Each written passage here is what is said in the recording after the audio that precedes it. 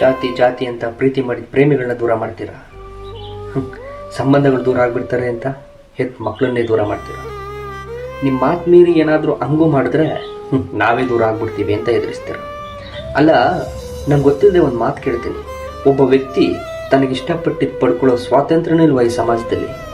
ಹಂಗಿದ್ರೆ ನಿಮ್ಮ ಪ್ರಕಾರ ಶಾಸ್ತ್ರ ಸಂಪ್ರದಾಯದಲ್ಲಿ ಮದುವೆ ಆಗಿರೋರೆಲ್ಲ ತುಂಬ ಚೆನ್ನಾಗಿದ್ದಾರೆ, ಇನ್ನು ಬ್ಯಾಕಿಯವರೆಲ್ಲ ಕೆಡೋಗ್ಬಿಟ್ಟಿದ್ದಾರೆ ಅಂತ ಮಕ್ಕಳನ್ನ ಮನೆಯಿಂದ ದೂರ ಆಗ್ತೀರ.